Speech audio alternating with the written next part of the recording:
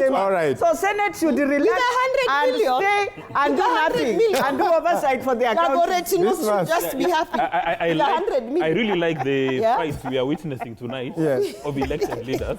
And we must encourage members of the National Assembly, Senate, MCAs, governors to engage in these fights, because now we get to understand the backstory. Yeah, that's the It's not all about serving Mora, it's about serving their selfish interest. But something significant. Especially the members of parliament. Right now they have oversight. Senators, we don't have. Here you go again. I'm endangered again. Let me last one up. We have no 26 million at the public they have for oversight. They do nothing, they just oversight. Sharing has already lied to us about Okay, order, Gloria, okay, fine. Senate does not have funds. It's a fact. I'm a sitting member. I'm a sitting member of Senate. Go and see in Parliamentary Service Commission, ask them how much our senators are being given just for oversight.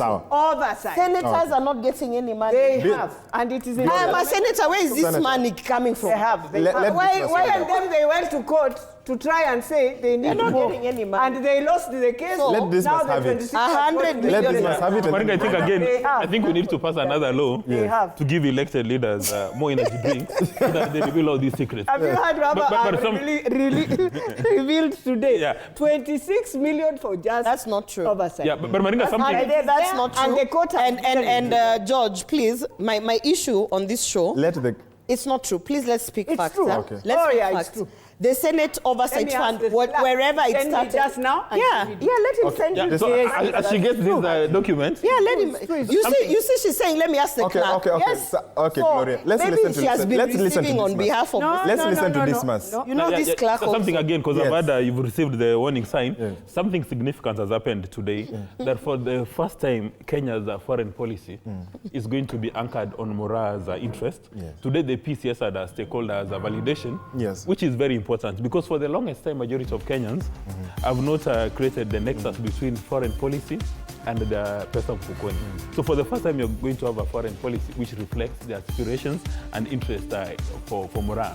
But finally, please create more time so that we discuss this subject into detail. Factually. Yeah, so that you give Gloria about 30 minutes and Beatrice 30 minutes.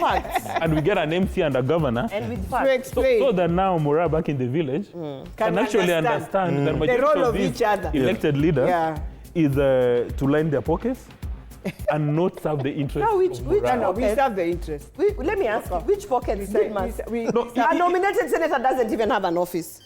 Let's start from there. No, they do. Your closing remarks. Gloria. Gloria. Gloria. Beatrice, you used to. Yeah. And in the past, I thought it is. Which office funds do you know? Sometimes I listen to guys speaking and I'm like. Your closing remarks. My closing remarks is this.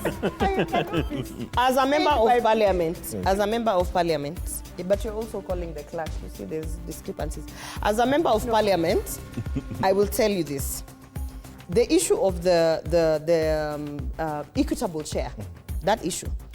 What you see and all the noise that's happening, for me, I got to understand a long time ago. I think CDF is a good thing. CDF should be left to work as it is. As I've told you, there are people like Dagoretti not receiving 100 million.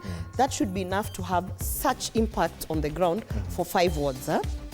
My issue now becomes on the county government, as we are pushing from the Senate, for them to get this 400 billion. I have been forefront talking about on-source revenue, making sure that it is utilized well, or at least we raise it. But I'm also aware that the 2010 Constitution, the spirit of it was to make sure that we are all addressed equally and the services we get are that's why it's called equitable share. You cannot take away money from the equitable share and pretend to care about this country, but really what you're doing is trying to drive a backdoor agenda to increase your constituency development fund. No. Yeah, and that, for me, that is a really huge fundamental issue, because at the end of the day, there are so many members of parliament, they cannot even account for their CDF.